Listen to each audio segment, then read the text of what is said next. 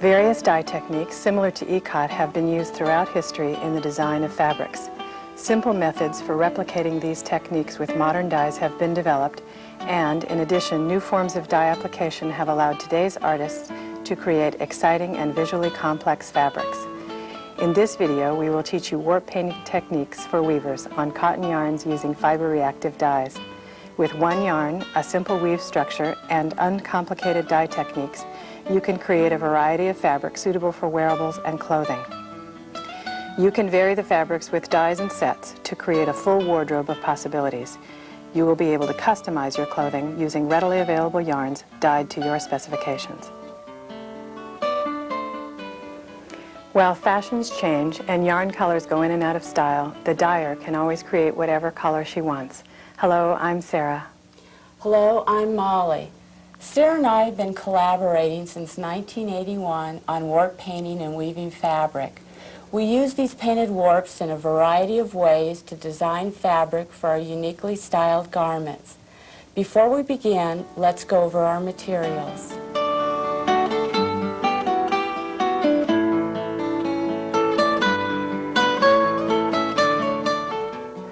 Fiber reactive dyes, sold under various brand names, produce the best results for painting on cotton yarns. We use 6 basic colors to create an unlimited palette: gold, yellow, blue, navy, scarlet, and fuchsia. We measure the dyes using a metric scale, and you need something to contain the dye when it's on the scale. In addition to the dyes, you'll need a soap to wash your yarns and get the mill oils out. There's a choice of dish soap, any kind, Synthropol, which is sold through dye supply houses, Orvis paste, which is also sold through dye supply houses or a feed store. You'll need urea, used as a wetting agent, and washing soda, used as a fixative.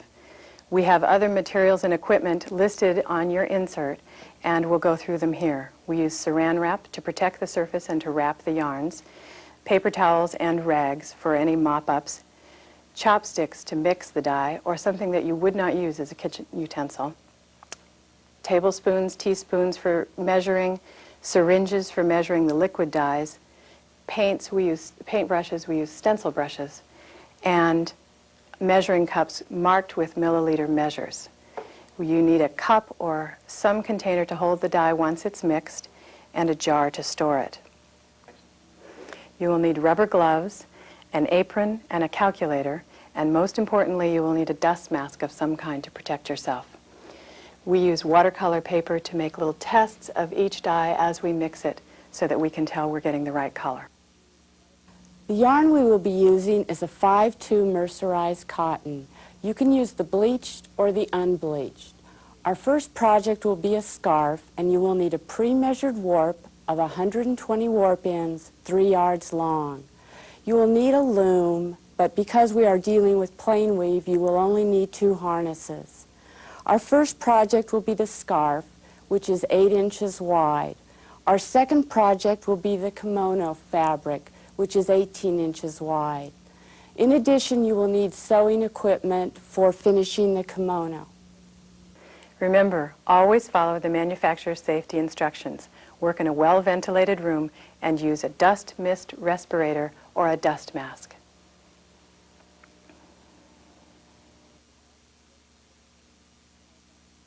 Always work in a ventilated room. Dyes intended for home use are non-toxic. However, they are not intended to be inhaled or ingested.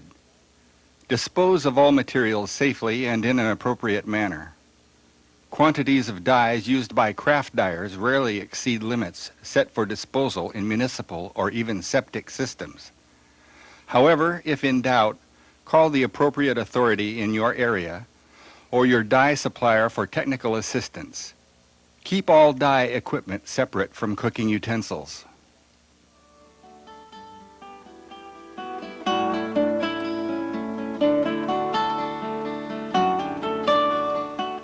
Mixing the dyes is a multi-step process. We have all the formulas for you in your insert, and we will go through them now step by step. The first step in the process is mixing the urea water or mixing liquid.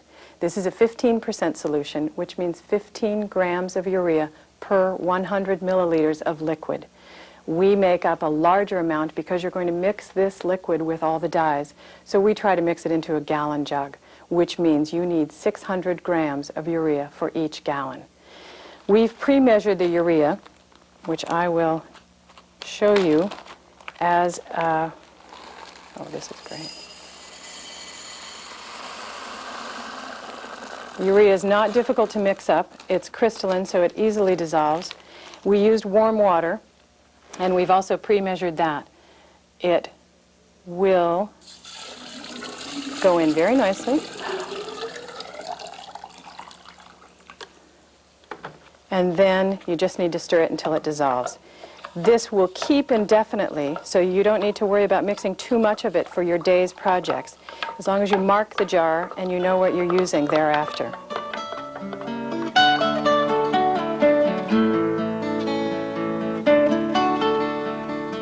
The next step will be to mix up our stock solution. Our stock solution is a 1% solution, which means we have 1 gram of dye per every 100 milliliters of liquid. Today we'd like to mix up 400 milliliters of dye stock solution, so we'll need 4 grams of dye. Now we prefer to use a scale as opposed to measuring with teaspoons. And the reason for that is the difference in the weight of different dyes, the volume. This is a 2-ounce jar of navy blue. This is a 2-ounce jar of yellow. I'm going to describe how I use the scale. I'm going to use a little muffin cup here to measure my dye. The muffin cup weighs a half of gram here on my scale. And since I want 4 grams, I'm going to move my little weight over here to 4.5. The next step will be to measure my dye, but before I do that, I'm going to put on my mask. Now, Molly has always measured the dyes for us because she is more accurate than I, and her scale is more accurate. If you use your same scale repeatedly, you will get consistent results. And even though my scale is not as accurate, my dyes can be consistent. Now, this is the part I like best, of course, because Molly has the mask on and I have total control of the microphone. She's going to measure out 4 grams of dye powder. And when the scale balances, that will be enough dye.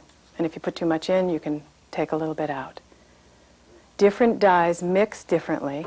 And this is the fuchsia dye. It happens to mix particularly easily. Some dyes need to be made into a paste before they will completely dissolve. But this one will be easy to dissolve. After the dye has been measured, Molly will add the mixing liquid.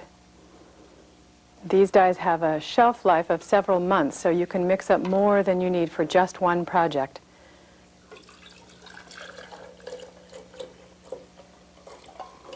And that's all there is to mixing up the dye. Now you need to continue to mix up the rest of the colors, the 6 basic colors you'll need for mixing the colors for the scarf project.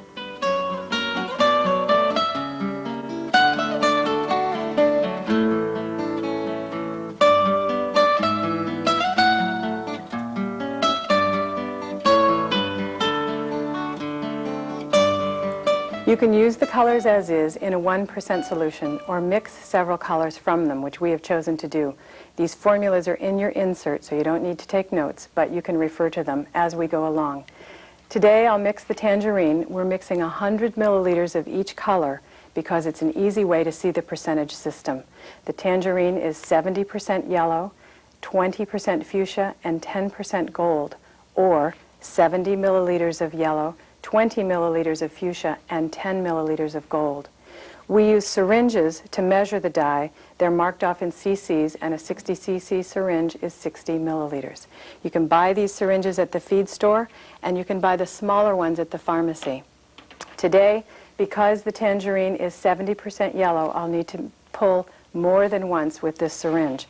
So I'll start with 30 milliliters. And you pull it up to the 30 and just hold it there and then squirt it out. And then I'll add 40 milliliters to get my 70 milliliter total. And again, you just pull it up to the 40 mark and squeeze it out. Now this syringe has been contaminated with this yellow color, so I don't want to dip it into any of the other stock solutions because that would contaminate them. So I begin with another syringe, and we'll use the fuchsia, which is only 20 cc's or 20 milliliters. And with the darker colors, it's sometimes difficult to read the gradations, and so you oftentimes have to get as close as possible. And then you put the 20 milliliters into the yellow, which we've already measured. And then the gold is only 10 milliliters, so with a smaller syringe, we'll measure out 10 milliliters of gold and add it to that. So that's 100 milliliters of tangerine mixed according to your formula. At this point, I like to test my colors before I even begin to paint my warps. And a good way to test is just with watercolor paper and a paintbrush. And I'm just going to dip it in and just lay some color across there. And what do you think, Sarah? Yeah, it's pretty dark. It's pretty orange. dark. It's a little more orange than we would like, and as it dries, it will actually get darker on this paper. So I think what we're going to do today is dilute our colors by 50%, which means I'm going to take 100 milliliters of pre-measured urea water and to add it to my measured out tangerine. And I think we'll do that with all of our colors. So now what we have is 200 milliliters of tangerine. It was a 1% solution, and we've diluted it by half, so we have a 0.5% solution. This is where you get calculations that you can't do in your head. If you're mixing a formula like our blue that's 82% and you're mixing more than 100 milliliters of it, you won't know how many milliliters to mix unless you multiply 0.82 times the number of total milliliters you want. So with that formula, you can get a percentage mix with any number of milliliters that you choose to use. We know that 200 milliliters is plenty for the scarf, actually probably too much, but we'd rather have a little bit more than we need rather than less. Now go ahead and mix the rest of the colors according to the formulas that you have on your insert. You can test them on paper and dilute them if you wish.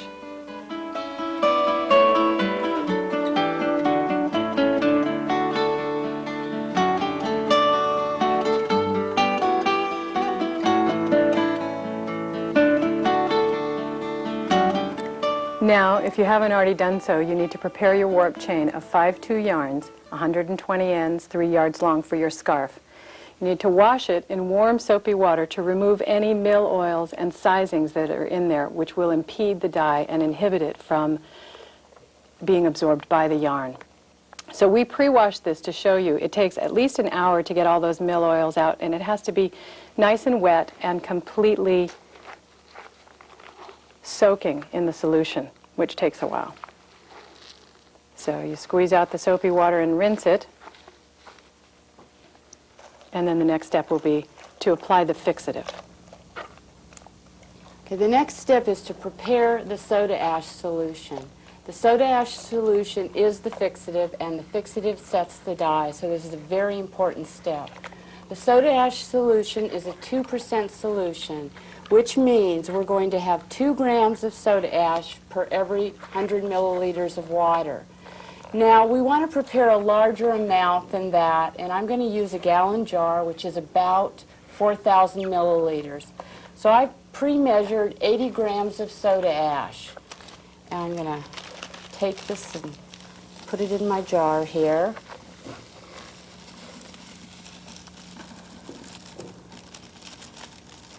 The soda ash is a little bit hard to dissolve, so if possible, use hot water, boiling water, and carefully put it in and stir. It won't dissolve all at once. What I normally do is I pour some water in and stir and let it sit. I'll come back maybe in about 15 minutes and see if it's dissolved, and then fill the rest up with water. What we've done is we've taken and prepared a fixative solution already. Sarah's going to now put the rinsed warp in there. And it's okay if you have soap like that. That won't hurt it at all. In fact, sometimes doesn't it help the dye to move? It does. It helps it. Now, it needs to sit in here for at least 10 minutes. That's very necessary. And what we do sometimes is we will pre-soak quite a few warps to use another day. They can be pre-soaked and dried, then re-wet and used at a future date.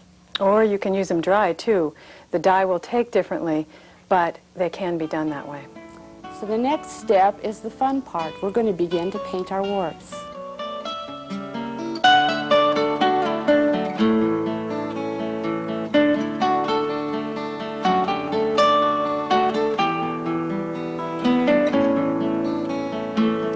Okay, we're ready to paint now, and I've taken and I've laid down some saran wrap on the table. I've taken my warp from the soda ash solution, and you need to squeeze it a little bit to get the excess water out. I've laid it down on the plastic wrap, and I've spread it out a little bit. I want the dye to be able to penetrate easily.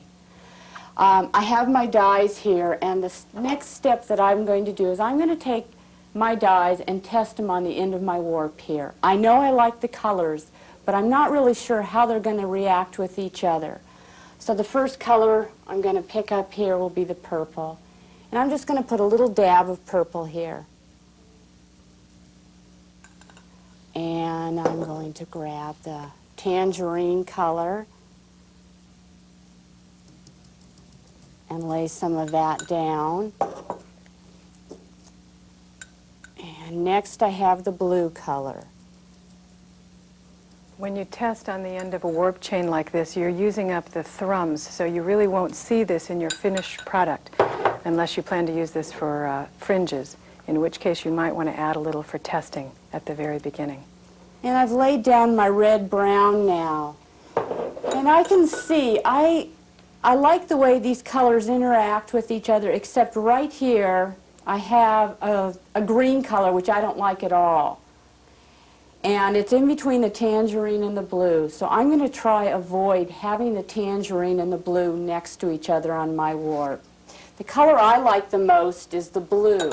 So I'm going to start with the blue, and I'm just going to start applying it. And I'm going to have fairly large blocks of blue. You want to make sure that you're pressing down with your stencil brush and the dye is penetrating.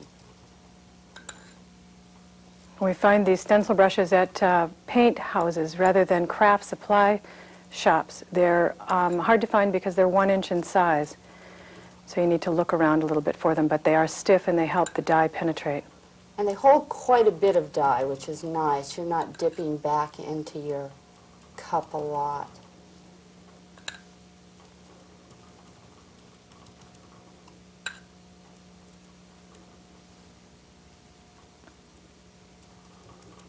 Now this is a fairly narrow warp. Well, you can see I've dropped a little blue there.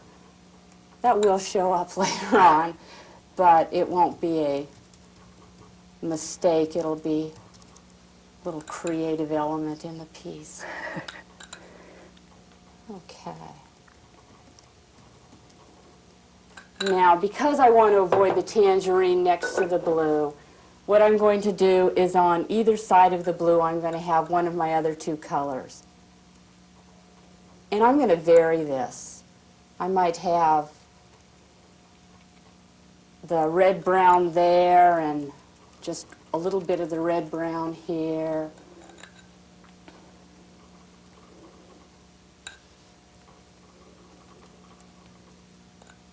I don't know if you can see the colors blending, but we are creating a 3rd color every Between time the 2 colors mix. They also halo, which you can see slightly. The blue is bleeding into the yarn because it's wet. If you dyed with dry yarn, it wouldn't bleed like that or halo quite so much.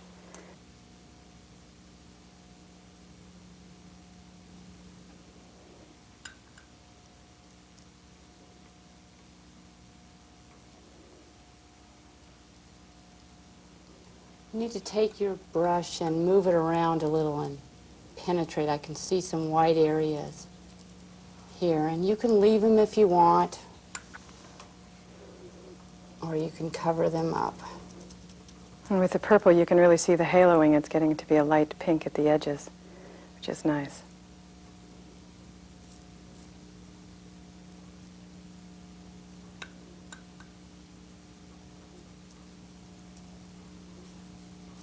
And you can go touch the other color. It won't hurt it at this point at all. Do you want to paint around that drip so that it doesn't get orange next to it? No, I guess I'll pretend it didn't happen. And excuse me, fill in with my tangerine here, which is a bright color, and it'll brighten the whole piece up. And I think I've avoided getting much of that green color that I didn't want to get.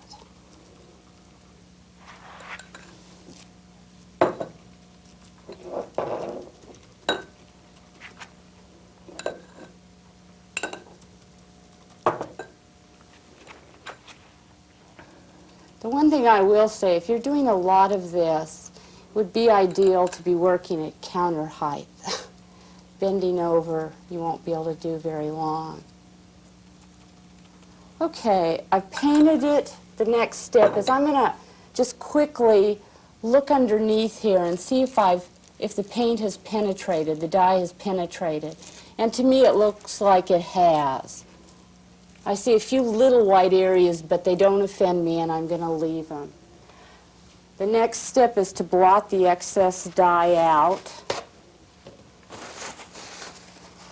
And this is always great because you get a wonderful looking rag here. Coffin comes out khaki, blending all these colors.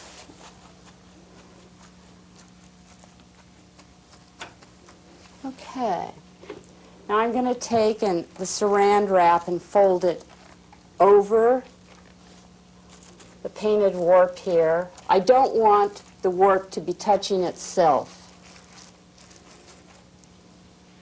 And I'm going to roll it up like this.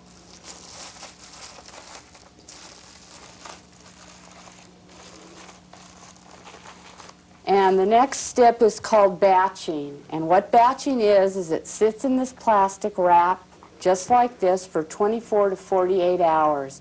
It needs to stay damp, so if you happen to live in a very warm climate, you might want to put it in your refrigerator.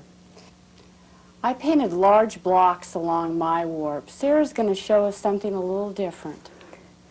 Well, and at first you can also see the 200 milliliters we mixed of each dye color was plenty to paint that warp. You may have used one color more than another, but there's plenty of each color left. What I've done is taken the 120 ends and divided by 2, so I have two 60-end warps, 3 yards long, and I'm going to paint them, and when I weave them, they will become stripes.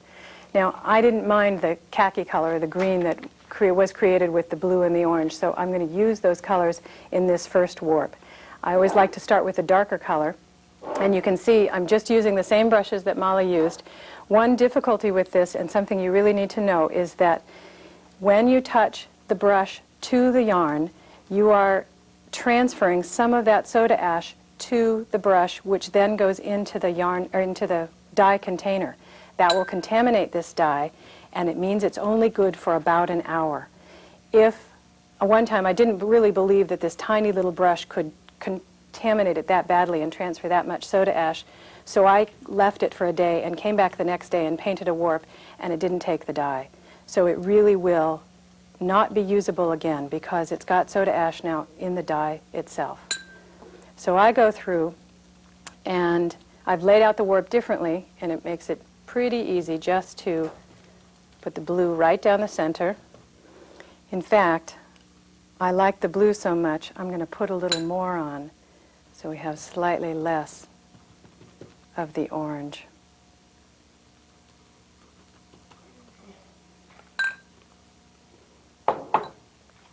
Now you'll see when I apply this color that it will blend with the blue and make a green. It's a good exercise to get out your color wheel every now and then and look at complementary colors, which these are. And most complementary colors, when used next to each other, will blend to make a green or brown like this. I like to paint the ends of the warp in case I use them as fringe.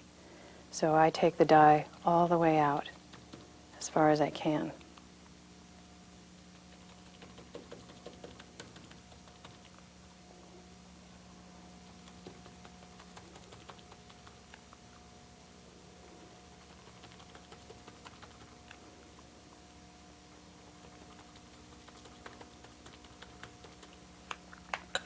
Now this warp chain is done, and I'll roll it up to batch it.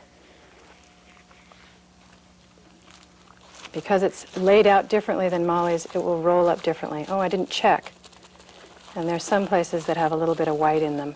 If you poke them with your finger, you can sometimes spread the dye that didn't get to the under threads. And there's always a little bit of white. It's actually kind of a nice design feature, I think. Again, this warp will be batched. It'll sit there for at least 24 hours, preferably 48, and set the dyes. So on the second warp, I'm going to go down the middle with purple and put more purple on than the red-brown color.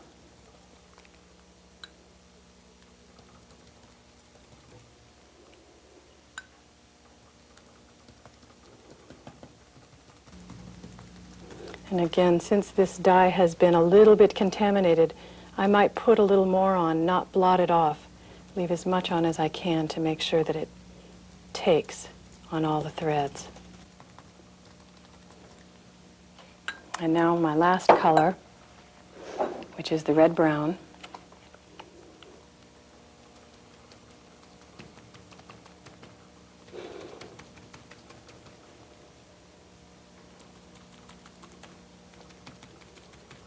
I like those two colors together. I do too. Those are very nice. And there's that haloing with the purple as well. Now these colors, you might think they look a little dark while they're wet here as you're painting, and they will lighten up when they dry, so it's going to take a few times to get used to the dye. And different brands of dye react differently. Some of them look quite true on the yarn, and the color, what you see is what you get. And some of them don't come out quite so true. I think it's because they mix differently, and one or the other colors of the mix will take on the yarn faster. So you do have to get used to the dye brand that you're using as well.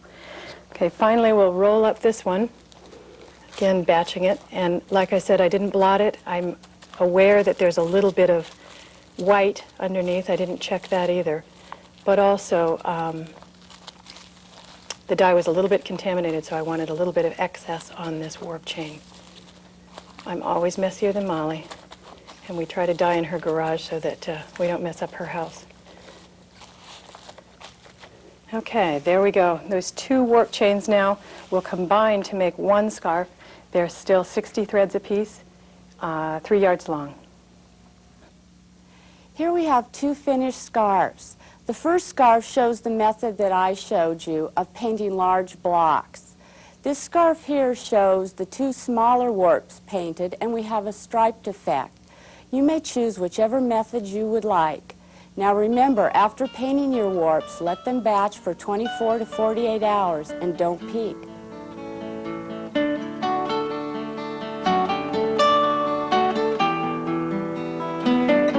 After the batching period, you need to wash and rinse your warp chain to get out the excess dye.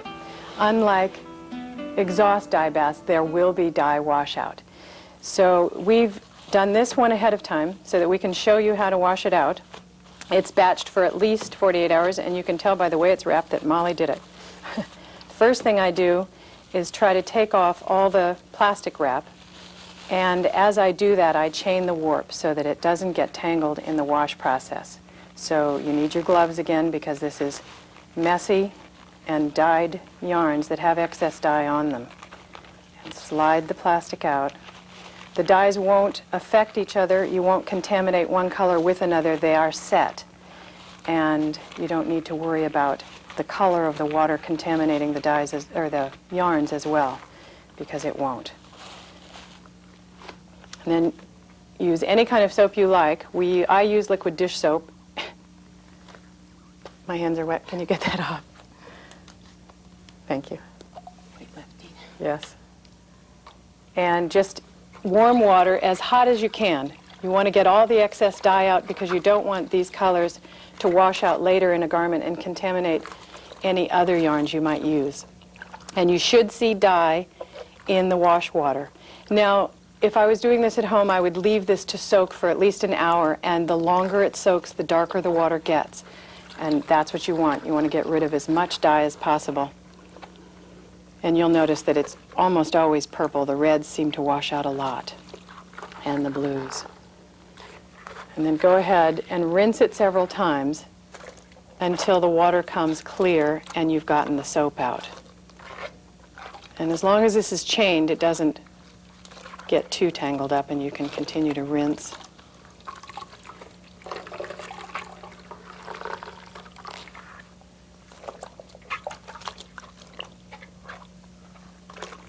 And these smaller warps will come clean after soaking and washing and rinsing a few times.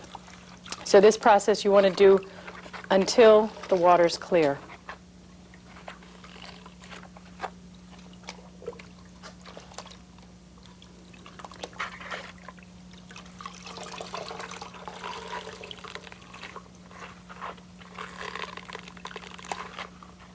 And at this point, I would hang it out on the line to dry in a chain just like that. Molly unchains them because her warps are generally much larger. Well, I think you can see the difference in the warps here. This was dyed with the exact same dyes, but it's dried, and this is the wet warp. And you will be surprised the first few times to see the difference. Now, Sarah talked about I do my warps a little differently. My warps are usually a little bigger. They're maybe 300 warp ends and 8 yards long. So I have a lot of warp, and I might do 4 or 5 at a time. And this bucket method just doesn't work quite as well. So what I do is I use my washing machine. And I take the washing machine and I fill it up with hot water. I use the Orvis paste. I put it in. I take my warps, I lay them in the washing machine and let them just sit in there for at least an hour. I'm not agitating at all. I drain the washing machine after an hour, just leaving the warps in there, fill it up with as hot of rinse water as I can get out of my machine. And again, let it sit for an hour. I then spin it out and remove the warps. Now, because these are so thick, if I would leave them chained like this to dry, they would take quite a while. So I do unchain mine and hang them outside if the weather's nice, inside if it's not. And this has worked fine for me. I never have any washout after my woven garment.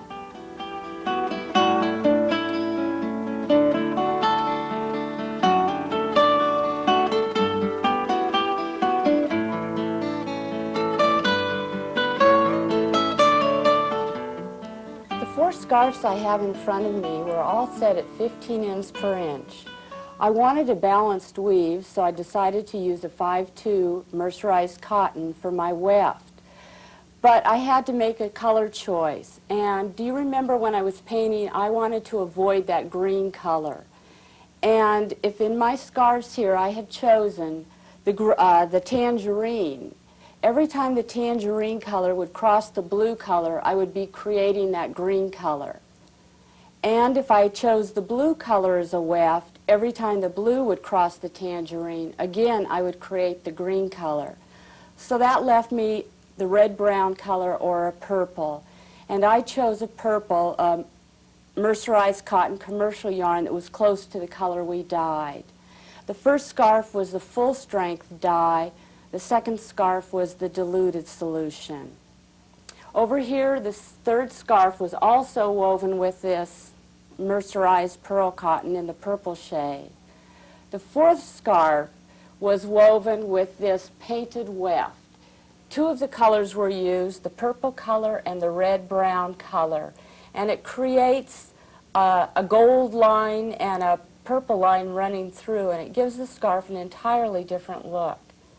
Sarah, do you want to add something about the scarf? This scarf was the first one that we dyed, and after talking for a long time about how we were going to do it, I laid out the warps and did it wrong. So I put purple on both the warps, and then had to come back and use one color for one warp and another color for the other. What it created was these blocks of the tangerine and purple going through the whole scarf, plus some auxiliary stripes of the other 2 colors, and we thought it looked real nice woven up, even though that wasn't what we planned. In choosing the wefts for both of these, we chose the purple partially because it as a color contains fuchsia, and every one of these colors that we use to dye with also contains fuchsia. So knowing that it has a base color the same as all those, we knew that it would go with this. If you dye with colors that are completely different than what we've given you, you can pick your weft color based on what components are in your dye colors. And if you can't figure that out, you can always try black first, or a real dark navy blue, something that would be essentially a neutral but let the color shine. I think these scarves are a good example of what you can do with 4 colors, 1 weft for 3 of them, and a painted weft for the other 2. We've created 4 entirely different looking scarves. And now Sarah is going to show us some warping techniques on the loom. Many people are timid about running more than 1 warp through the reed, so I'm going to show you my method. Molly does it slightly differently, and you may have your own method which works equally well. It doesn't really matter how you get the warp on, just so that you get it on how you want it to. You can tell that Molly has woven the other scarves because her stripes are real even. We use the reed to design the stripe sequence. I usually use uneven stripes, uneven numbers, uneven sizes. So I've begun by tying the lee sticks onto the front beam, and then I slip both warps on and tie a knot in them at a distance where I can tie on the threads on the back of the loom. This knot stays through the warping process until I start to wind on. I've run the first warp through, and this is, as I said, the 8-inch width, and the second warp will fill in these gaps.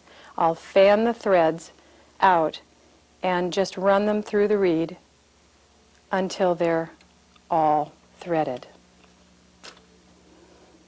And if you happen to like to use a rattle and you have set your warps in the manner that you would use the rattle, that's fine. You can just go through and use a rattle and run it on the back beam and then go back to front. There is no universal right or wrong way to warp a loom. However works for you is best. And what we have done, Molly and I, is combine several methods to get something that we're comfortable with. Now, I generally warp narrow pieces of fabric, either 14 or 18 inches wide, so I can eliminate a lot of problems that some people have, and including Molly, when you use a larger piece of fabric. Also, in using the 5/2, it's a very smooth and untextured yarn, so it winds on real easily and it's easy to warp with. If you use a lot of novelty yarns or textured yarns, you're going to run into a few more problems winding on as it goes through the reed and the heddles. And also, we use a lot of cotton and rayon and silk yarns. These are strong yarns. They aren't abraded by this process of going through the front and through the heddles and then winding on the back in any serious way. As you continue, you just go one by one, as you would normally warp your loom, however you do it. If you use more than 2 warps, the process is still the same. You line them up in the order in which you want to thread them and just keep pulling them through and fan them over each other.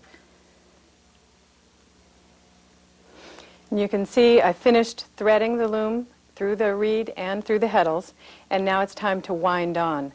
The 2 warp chains are in the front, still on the lee sticks. The lee sticks are still tied to the loom, and one of them is fanning out over the other, and the knot is still in. At this time, I can take the knot out. It's just a slip knot, and you can see the 2 warp chains have fanned out over each other. What I do at this point is remove the lee sticks, and I don't use them again. As I said before, Molly uses wider warps and oftentimes uses the lee sticks in the warping process, but with the narrow warps that I use, I don't. I straighten out each warp chain separately, and with these short warps you can actually unchain them if you like, and try to get all of these out. And just hold it loosely in my hand. Now, my philosophy in warping is that it has to be even tension, not necessarily tight tension. So I begin to wind on, and when the knots come around, I'll slip in brown paper to prevent the knots from making a bulge in the warp. And again, with this thread, since it's so smooth, it winds on very evenly. If any knots are going to occur, they occur along the line of the reed. So you can watch right there. And if it feels difficult to wind on, you know you've got a knot. And so you stop, make sure the warp beam is going to catch, which this is not. There it is. And then just go back and snap the warp chains. You can pull them separately, and I tend to pick the top one up and straighten out the bottom one, then pull them together, and again start winding on. Now this is the same process if it's 2 warps or 4 warps, 14 inches wide or 20 inches wide for me. It's at this point that Molly usually puts in through the shed a set of leaf sticks, and then she sees the knots at the leaf sticks rather than the reed. In this case, we're warping a 15 ends per inch through a 15 dent reed. So each thread has its own reed dent. So you know that they're going to slide through the reed and then slide through their heddles pretty easily. If you were warping 2 ends per dent, you might have some problems with knots forming at the heddles with this method. So I just keep a very light hand on the hand that's wrapping the back beam, and then I can feel if there's any resistance at all, whether it's in the reed or in the heddles. Now I'm ready to tie on the front.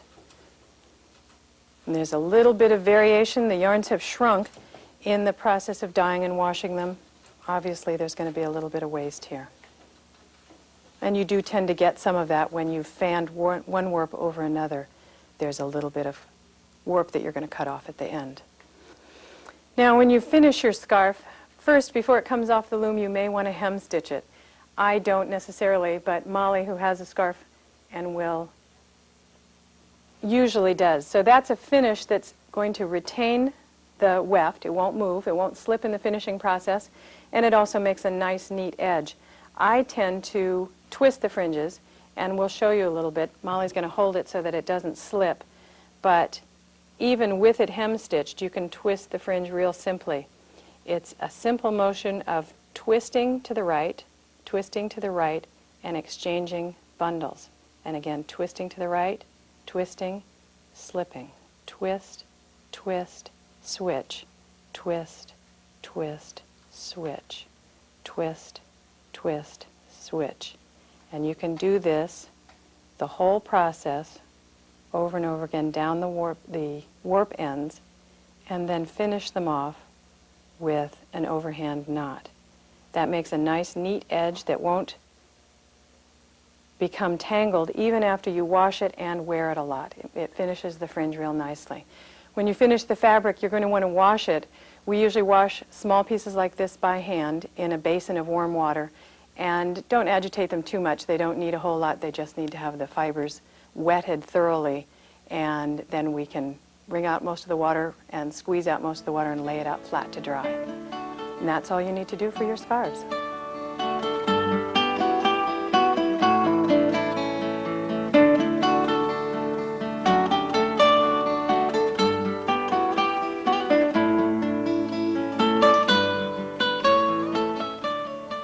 Now that you've woven your scarf, we'll give you a few design tips for your next projects. These are fabrics from some of our garments. They've been completely fulled, which you'll have to remember to do with every fabric that you weave. We use the washing machine. We wash the fabric completely, the full cycle, and then dry it in a full cycle as well. You'll want to treat all your fabrics this way. These fabrics are all made with yarns similar in size to 5/2, although they're not all 5/2. This one is 5/2, set at 20 ends per inch, and this one is primarily 5/2. These, you can see some novelty yarns, but when we buy those, we make sure that the yardage is similar to the yardage in a 5/2 yarn so that we can set them approximately the same. The weft choices also are a little bit different. This is a very lightweight weft versus a heavier weight weft, but that will vary depending on what you want to use the end fabric for. We have designed these fabrics. Sometimes the warps are not painted at exactly the same time. We've painted a bunch of warps together and then put them on the wall and hang them up and decide which ones we're going to use together. So you can see they come together eventually because we tend to use the same colors over and over again. This fabric is 3 separate warp chains with 2 threads of a commercial dyed yarn in between, separating them so that you can see the stripes, and they're emphasized by that little red line as they go across the warp. And this fabric is 2 separate warp chains. The threads that are separating the painted warps vary in width. The stripes vary in width. The threads are the same. And sometimes it appears that there's a stripe there that's separating 2 warps, but it's really the same warp with the stripe in the middle. This is a rayon weft, which makes it a real drapey fabric. This warp was 2 separate warp chains, one with very small sections of painted areas, and then the other one with larger blocks of painted areas combined, separated by a commercial thread in a solid color again. This is a much heavier weft and will make a nicer jacket weight fabric than a blouse weight fabric. And I like the way that without these little stripes to offset it, I don't think you'd see the difference in the 2 warps No, quite I don't as think much. so. This fabric here was 1 painted warp spread across 32 inches. And so there are large stripes of just commercially dyed yarn, and sometimes there'll be a painted warp running in those. And then at this end, there are little tiny stripes of painted warp in the large area of commercially dyed yarn. And this was a piece that was designed where this would be a jacket and this would be a band, so it was planned that way. This piece here, 2 separate warps, the pink and green warp, the blue and purple warp. Then there's a very, very small warp, and it's set between 2 little stripes of commercially dyed purple yarn. And it really makes I think the pink and the green show up more. Mm-hmm. Here's a warp a garment warp that was just 3 separate warps. I hope you can see this. There's a variety of yarns used here. This warp had a boucle, and it kind of gives the fabric a fat look here.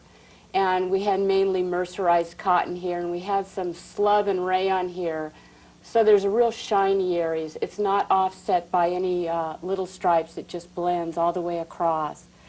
These fabrics are all set at 20 ends per inch. It allows us to have a warp-dominant fabric.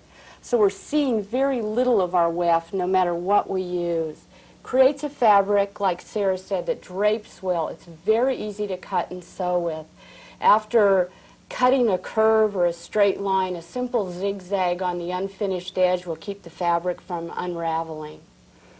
We tend to use the same widths over and over again to design the garments that we wear. I use 14 inches and 18 inches, and Molly uses generally 27 inches and 32 inches. These warps are specific for the garment that we've planned, so that when we put the warp on the loom, we know essentially what that garment is going to be when it's finished. We have completely different body types, so we make garments that are different for ourselves. We don't make or wear the same garments.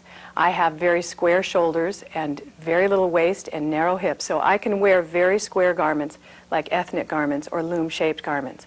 Molly has sloped, narrow shoulders and a very narrow waist, and I've been waiting for this line, larger hips.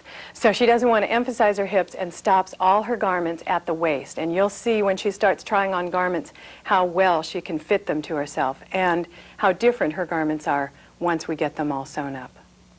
I'd like to take this time now to show you some of my garments and how I came up with my designs. Well, we've spent a lot of time, we've painted our yarn, and we've woven our fabric, and now we want to design a garment. And we want to design a garment that suits our body type, not someone else's. So we need to become familiar with our measurements. And what I've done is I've developed a pattern that I like that basically will fit my measurements. I've taken my measurements from wrist to wrist. This includes some seam allowance and hems, and my measurement from shoulder to wherever I would like my garment to end. And I've created this basic dolman shape. What I like about this shape is I have sleeves. I have no sleeve seams. I have side seams and maybe some seams in the front, but very few pattern pieces. And I would like to show you now how I've used this pattern to develop my garments. I think you can see with my first garment here the dolman shape. I have horizontal stripes on all of my back pieces. Here I've taken and just cut a little panel. I have the horizontal pieces in the front panel, but I've turned my pattern piece vertically and have vertical stripes on the sleeve. It's a very simple jacket. There's 3 pattern pieces, very easy to make, very easy to wear.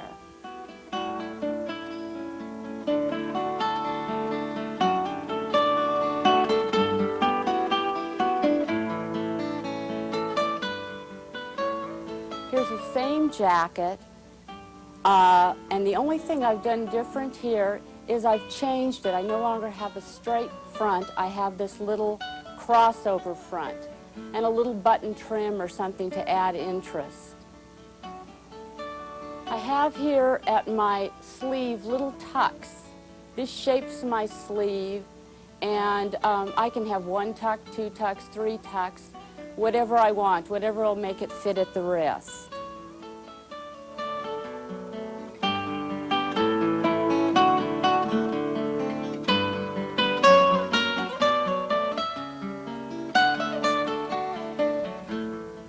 Now this jacket has the horizontal stripes going all the way across the front and back. It has a little front closure, has a little piping, a little cording in here. I don't know if you can see that, but it just gives it a little, another little element. And to shape this garment, I've put some little tucks in the back. So this garment actually is fitted at the waist. It doesn't just hang. It comes in and almost looks like it has a waistband on it.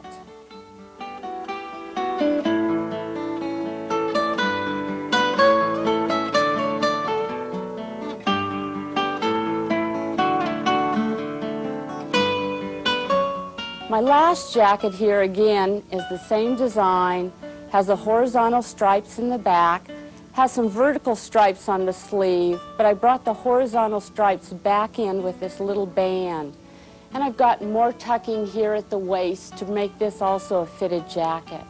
This jacket also has little tucks here in the back, but I have added a little waistband on this.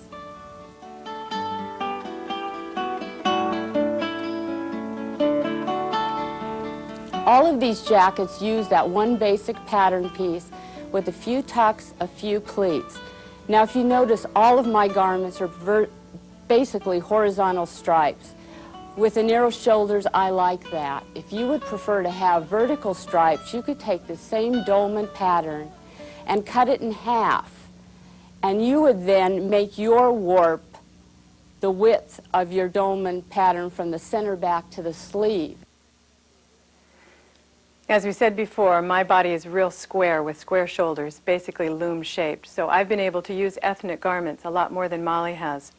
In 1982, I copied a Japanese kimono and developed a kimono pattern for myself, which we'll go into later for your kimono as well. I began, because it was a copy, with the 13-inch wide fabric that's traditional with Japanese kimonos, and I added a separate band that I wove separately and warped separately to complete the garment. And I liked this style a lot and wore it for a couple of years. One day, Molly and I were at a show, and we saw a jacket that had a separately woven band similar to this, and she said, "What fool would weave a separate woven band when you could weave a little bit wider fabric and just cut off the band?" Well, of course, I kept quiet and didn't say anything, and I went home and tried it, and it worked. So since then, I now weave 18 inches wide for the kimono and cut off a 4-inch wide band. Those are 18-inch wide is the measurement on the loom, and it may shrink up to about 16, so the band might be even just 3 inches wide. So this is now my standard kimono. It's a nice straight line. The band was woven on the fabric. It makes it a little bit lighter weight band than the band from the original kimonos, and that's because if you're weaving a very narrow fabric, this is still set at 20 ends per inch, but the beater, the weight of the beater is going to beat it down, so the band woven separately makes for a heavier weight fabric. The kimono that I now weave, I use a fabric interfacing to stiffen the band a little bit so that it doesn't flop around too much. This kimono happens to have a little bit of detail. When I first put the detail on before I sewed it down, I took it all the way to the hem, and if you do that, it tends to look like a bathrobe. So you need to play a little bit with your design features and make sure that it looks like a design feature and doesn't make you look like a mistake. This is basically the same kimono, my simple pattern, with the band woven on the fabric. It's a heavier weight fabric and longer with deep vents in the side for ease of movement. This fabric is also a little wider, so instead of the single pleat at the shoulders, I've put 2 pleats in to bring up some of that bulk. Now the pleats, besides being a design element, also help with the hemline. If you have a very square garment, the sides are going to sag a little bit and the middle and the back are going to come up. And if you put pleats in or tucks in at the shoulders, that'll bring up the hemline and it'll make it nice and square. Now there's lots of things you can do with a band instead of just sewing it straight down the front. And another traditional band design is just covering the cut, the neckline cut. And as you know, kimonos are usually cut so that the band rides real high on the neck and then folds over in front. I cut mine a little bit wider, Western tastes essentially, so that I can wear a shirt underneath them, and the band is a little bit wider. So then another thing you can do with bands is trim the ends of the sleeves to make a nice cuff, or around the bottom, around the waist. This kimono also has pockets, and I try as best as I can to match the pockets to the fabric so that you don't have an interruption, visual interruption, as you're looking at the garment and see these big pocket squares right in front, because I really don't want to emphasize my stomach. Now, the kimono can be made into a vest very simply. It's the same pattern pieces. I just left off the sleeves, and there's a long opening there so that there's plenty of ease of movement like the sleeve provides, but it's got a band around the bottom, pockets, and a band going down the front. And again, this is one of my favorite garments. I make a lot of these. This particular shirt, it's a T-shaped with a boat neck, and it has the seam down the middle, so it's made with 14-inch wide fabric rather than the 18-inch wide fabric. And this one has an all-over pattern of 2 warp chains with some black lines in between to define them. If you don't like the boat neck, if your shoulders aren't as square as mine, you may want to make it a V-neck or a scoop neck. You just have to remember that the neck opening has to be big enough to go over your head. My head's 22 inches around, so I make this boat neck opening 11 inches wide on the piece. And there's lots of design things you can do with this particular garment. It's just a little t-shirt that you can wear all the time. This one is a painted warp stripe down the center, which makes a nice emphasis for the band on the side and emphasizes the cut of the sleeve. So it's a great design element. The problem with this is if you have a real high contrast band going down the center and emphasizing these areas, when you turn the garment over, you'll also have that high contrast band going down the back. It's also on the sleeves, but if this were real dark, for example, if it were black, you'd look like a skunk. If it were yellow, you'd have a yellow stripe going down your back and you'd be a coward. So you really want to pay attention to what you're doing when you're designing these things. Now, this one again is some painted warps interspersed with some plain yarns. And this is the kind of design fabric you can use for using the Fibonacci series, if you know what that is. It's a mathematical progression of numbers where you start with 1 and add the next number to it, and then keep adding the last number to the number that you create. For example, 1 and 2 makes 3, 2 and 3 make 5, 3 and 5 make 8, 5 and 8 make 13, and after that I need a calculator. So these are very simple garments made from 14-inch wide fabric or 18-inch wide fabric. You can, if you wish, use a separate fabric for the band. It generally then is going to be plain weave. If you want to make a different weave structure and have more than 4 harnesses and a mind like a steel trap, you can set up your band to have a different weave structure from your fabric, and then it might have a little more structural stability and you may not need to interface it quite so much. And now I'd like to take you through the process of designing and constructing a garment, a kimono for yourselves.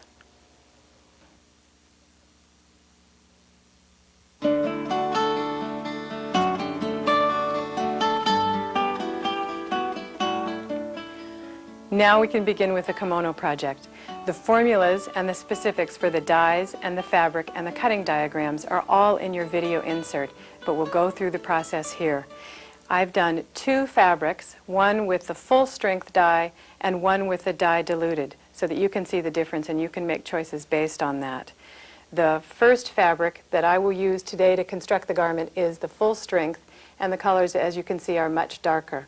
The weft choice is also darker for that one, and a slightly heavier weft. It's an 8-2 unmercerized cotton, similar in color to the purple that we used on the scarves, but just unmercerized and a slightly smaller size. For the lighter colored kimono, I used a 10-2 unmercerized cotton weft in a magenta. It's a little bit lighter than all the colors here, so it tends to lighten up the fabric. And it's lighter in weight, so the fabric itself has a little bit more drape to it and a little bit more give. This is a heavier fabric. Now, again, the first thing that you do when you finish the fabric and take it off your loom is secure the ends and fold the fabric in the washing machine and the dryer so that it's completely ready. You'll notice that at 20 ends per inch, even with the 8-2 weft, the warp threads cover most of the weft. So you're seeing a very warp-dominant fabric. You can set up your yarns in your reed any way you like. It's, as I said before, a good way to use the Fibonacci series if you don't know how to set up the stripes. I tend to use, as I said, I think recently, irregular size stripes. In this case, I've outlined the stripes with the solid color so that they stand out a little bit more. In designing the fabric for the garment, you need to know how it's going to be on your body. This part, this 13 inches over here, is the body of the garment, and this 3 inches over here is the band. So in this area, there isn't much going on, but it's going to be the part that's on the side of my body, so you really aren't going to see that fabric. And I like to have the design emphasis right down the front. If I put all the stripes over here, when I go to cut out the neck, I would lose them. So I spread them a little bit over the front part of my body, which will also go over the back. For the band, I put 2 stripes, contrasting stripes, right at the edge, so that when I sew that band, those stripes will show in the front. Now, I sew the band backwards from Molly. I put the selvage on the outside. If you're used to traditional sewing techniques and you're going to put the selvage on the inside, you might want to put your band stripes closer to where you cut. Now let's go through the cutting diagram and we can discuss how you get to the next stage. The fabric will be finished. You'll need 160 inches, and the finished width of this fabric is 16 inches wide. That may change for you. You may need slightly longer fabric or slightly wider fabric or narrower, depending on how it's going to fit on you.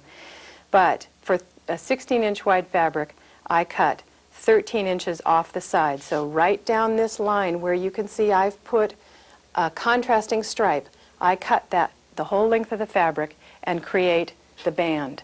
I don't try to measure the band or figure out how much I'm going to need. I cut the whole 160 inches off on that edge. So there's the band that I can use later.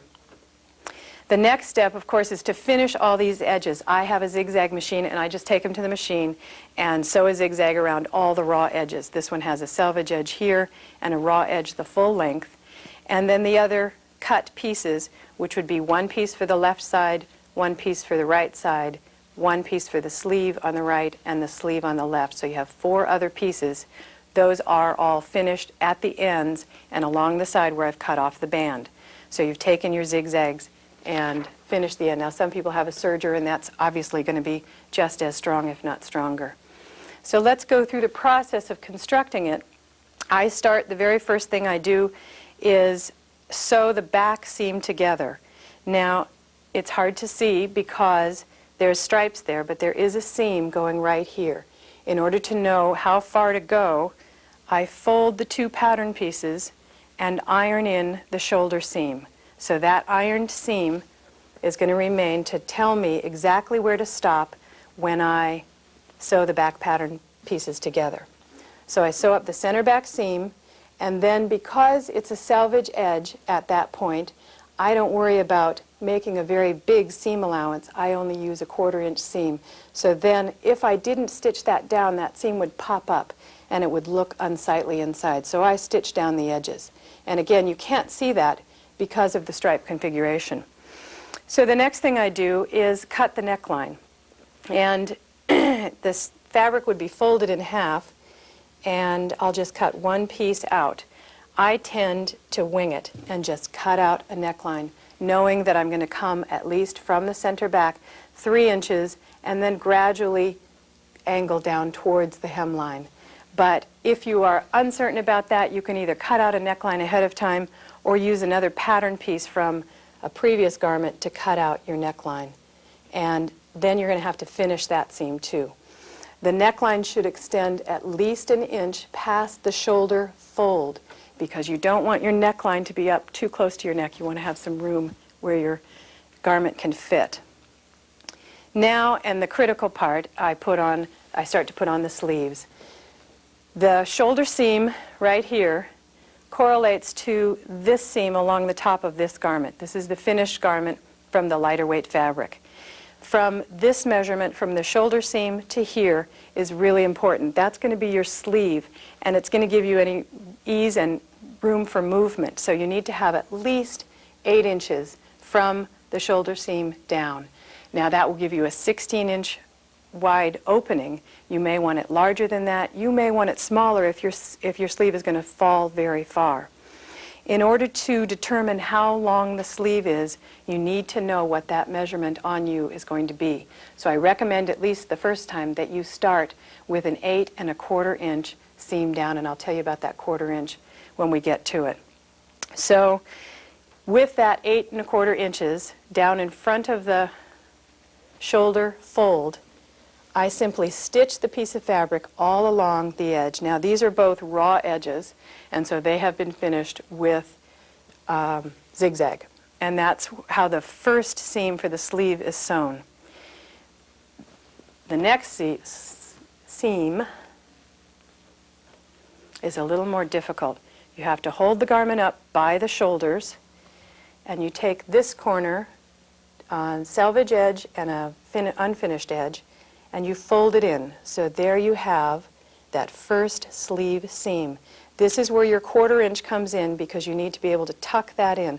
That's another thing. If you want to use deeper seam allowances, you're going to want more than a 1/4 inch there to sew to. So I take and pin along here and then sew this seam.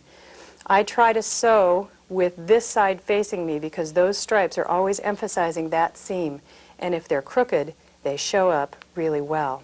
So I pin along here, again leaving a 1/4 inch or so at the end so that I can fold it back for a hem when I'm through. This particular kimono will not have a band on it.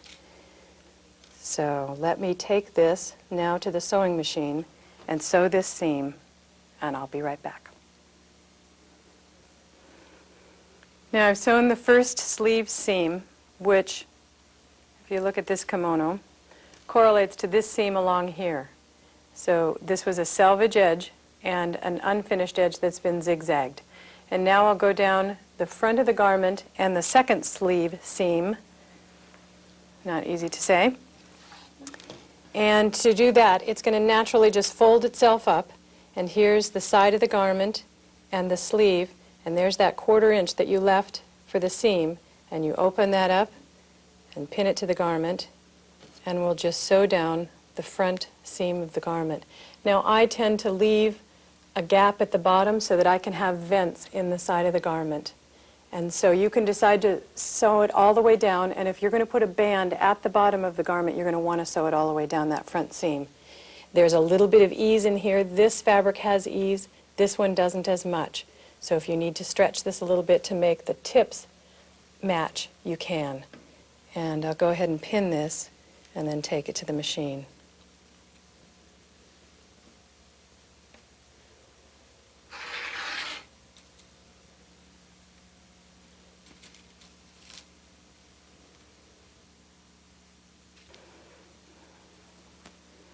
So I've finished that seam, and now you've completed the first sleeve. And I'll show you, as I unfold it, how it will look.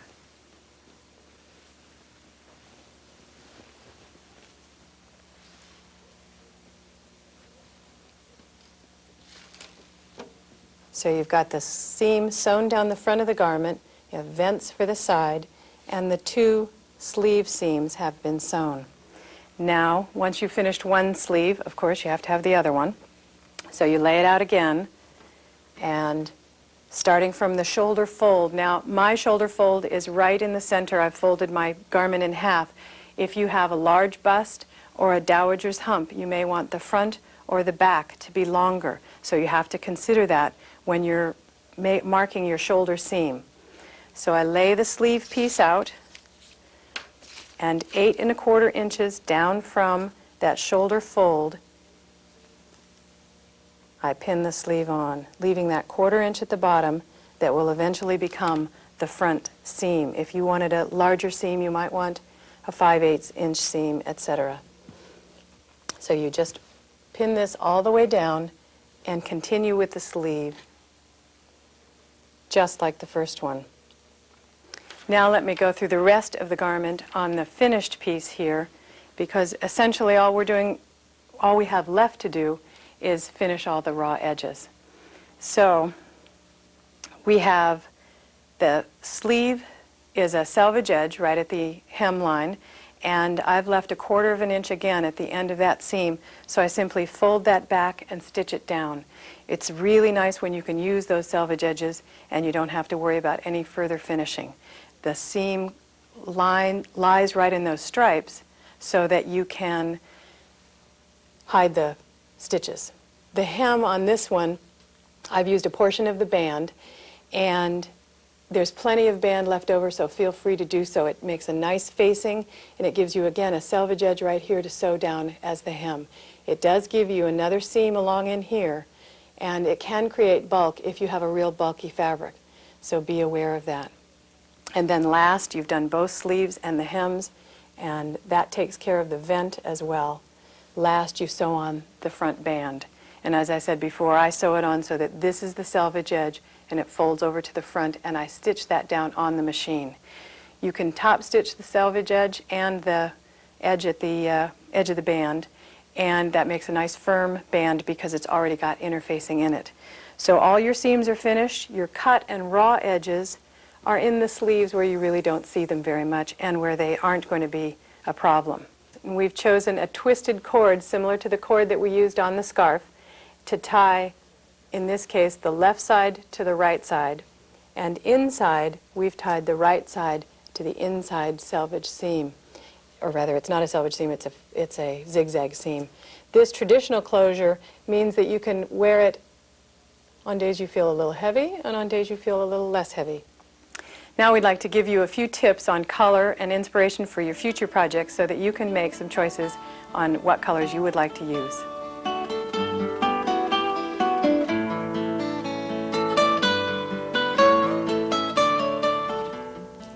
We gave you the colors for the projects that you did today, the scarf and the kimono. I would like to show you how you can mix your own colors. The simplest way to do this is to start with our stock solutions. I've picked 2 colors. I picked the gold and the fuchsia color. And I've arranged them in this little muffin tin. I have 100% gold here, and down at the bottom here I have 100% fuchsia. And then what I've done is I have percentages. The first muffin tin here under the gold is 10% fuchsia, 90% gold. I'm moving down to 20% fuchsia, 80% gold, 40% fuchsia, 60% gold, and in the middle I have the 50-50.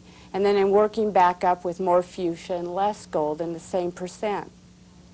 I'd like to show you how I do this.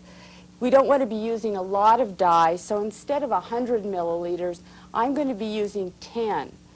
So that means the one I'm going to do here is 80 milliliters of fuchsia. So instead, or 80%, I'm going to do 8.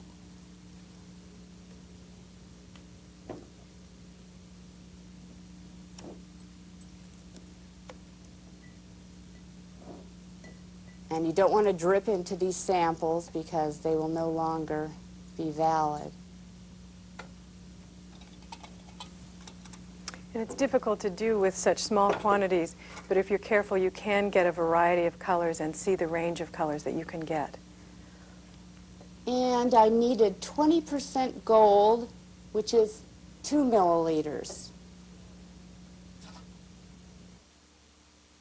I've created my 9 colors, and now I'm going to take my watercolor paper where I have written down the percentages, and on the front I have a grid of 9 colors, and I'm going to begin to paint.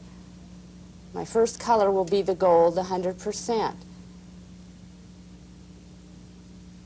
it's very important to remember after you paint each color to wash your brush. You don't want to contaminate the next color because this is a record. And the increments are very small between colors.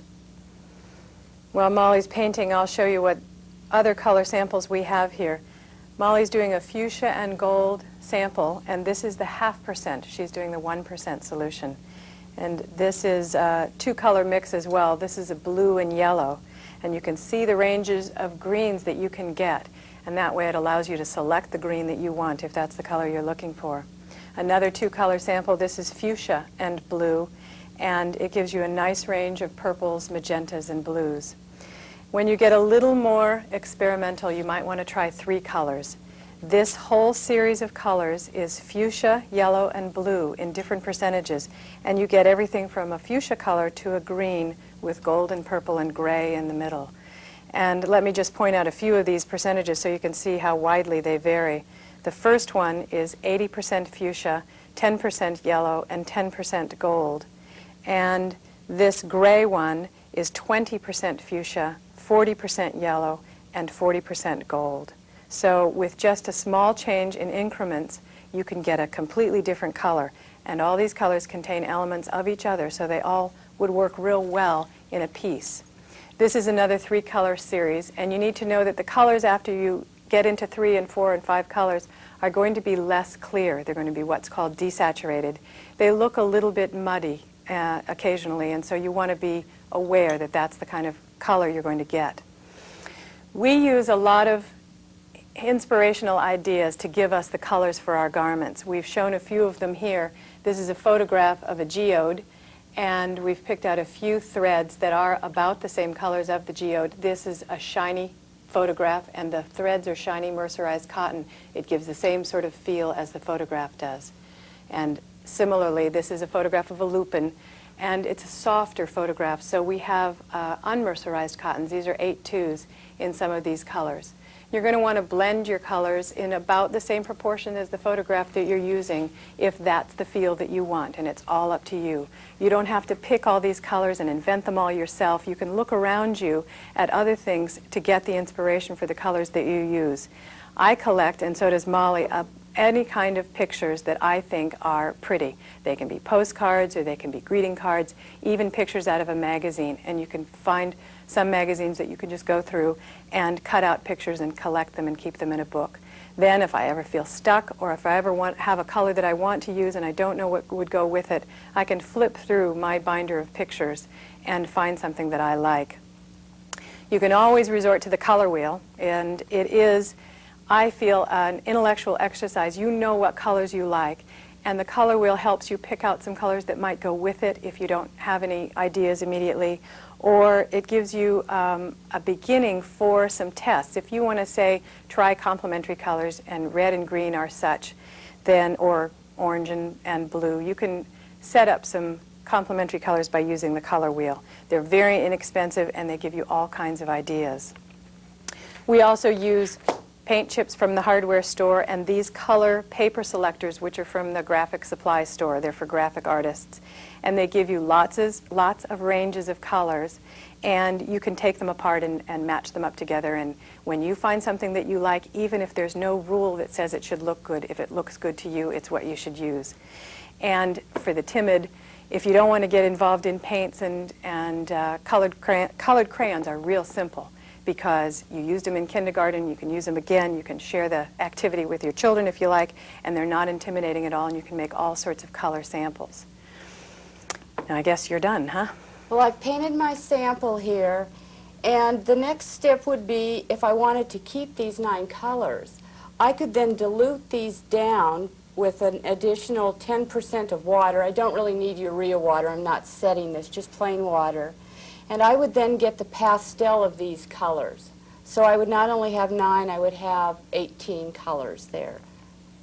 Okay, I would like to go on and, we've talked about using cotton today, but these fiber reactive dyes work very well on silk, rayon, and different kinds of cotton. What you'll find is that each of these fibers accepts the dye differently.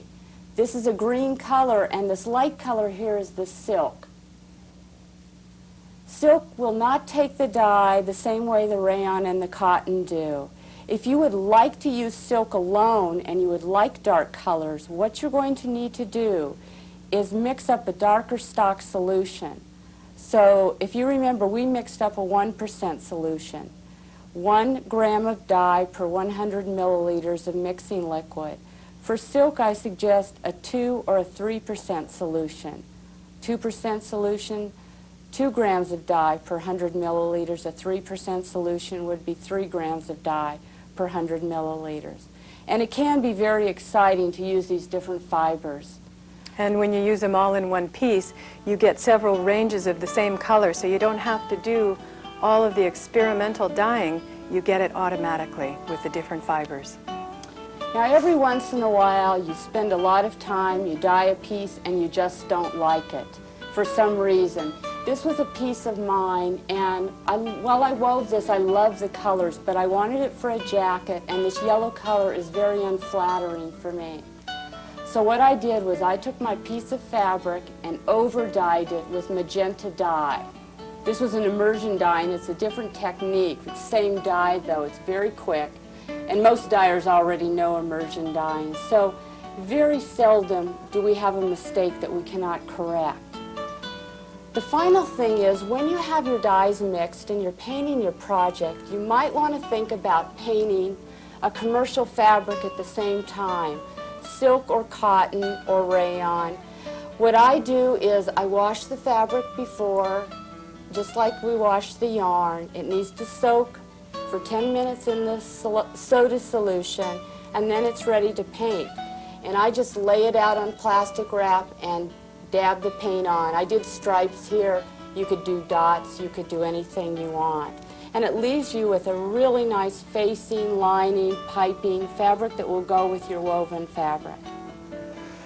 Well, we hope that you've learned today techniques that you can use to create your own colors and your own dyes. We hope you won't stop with warp painting and that you'll paint the wefts and paint fabric and experiment on your own.